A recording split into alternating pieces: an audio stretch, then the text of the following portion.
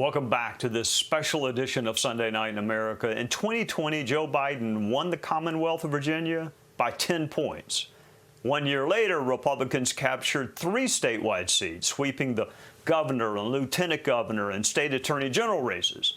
Education played a significant role as candidates Glenn Youngkin and Winsome Sears campaigned on giving parents more control over books and curricula. They campaigned on local school board control and increased school security and more choice.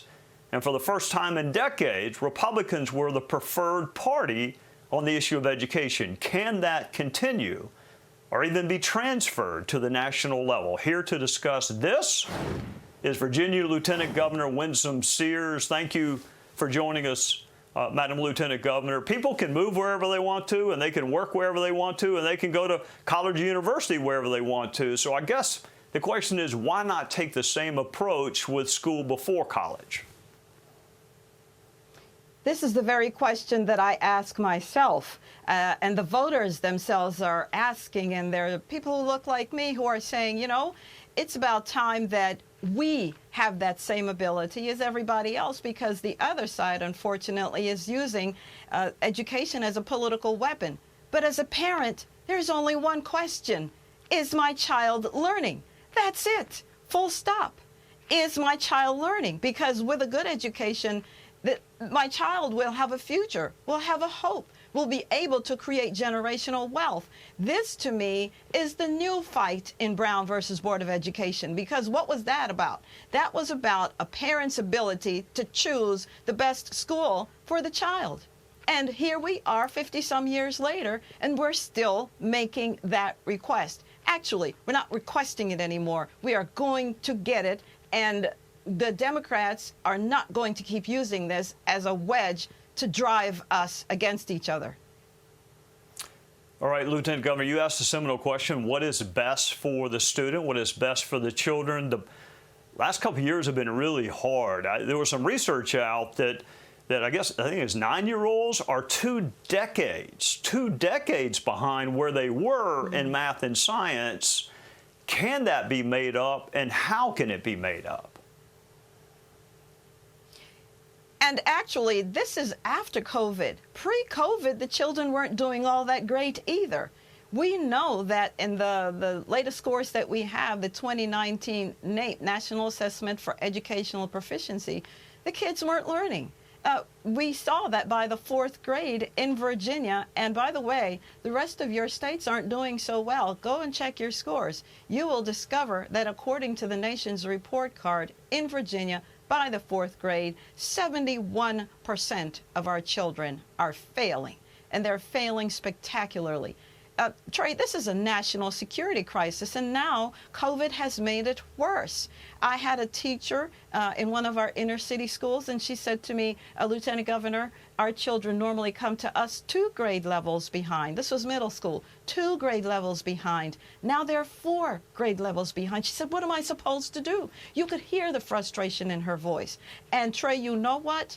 We, as Republicans, and libertarians and independents wanted to reopen the schools.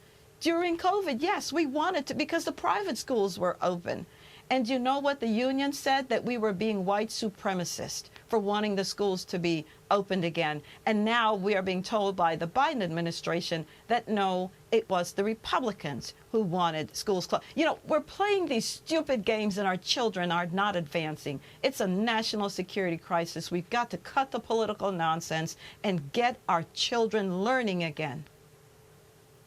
Let me ask you about another crisis or potential crisis, and that is teacher shortage. I think Virginia, not unlike South Carolina, is having a hard time recruiting and retaining teachers. Why do you think that is, and what can we do about it?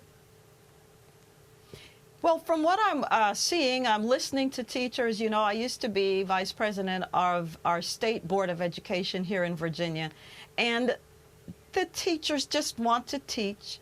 They don't want to be part of, you know, the social this and social that. They just want to teach and leave the political stuff out of it. That's what they were trained to do.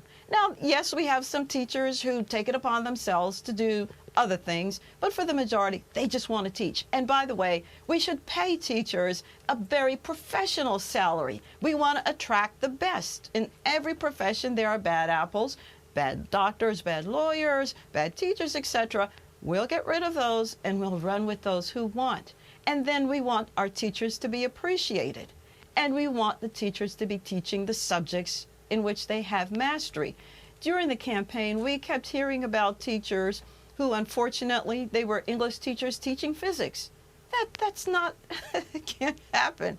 So our governor, Governor Youngkin, has put forward money in the budget where we're paying our teachers more, and we're expecting more. Parents are expecting more. And here's the thing. We also, as parents, we want to get results. And here's something we don't want. Don't enact policies that separate me from my child. Don't tear my family apart with your policies, school board. Thank you. Lieutenant Governor Winsome Sears, thank you for joining us on a Sunday night. I hope you have a great Labor Day weekend. Thank you, sir, and thank you to your viewers. Yes, ma'am. Hey, Sean Hannity here. Hey, click here to subscribe to Fox News YouTube page and catch our hottest interviews and most compelling analysis. You will not get it anywhere else.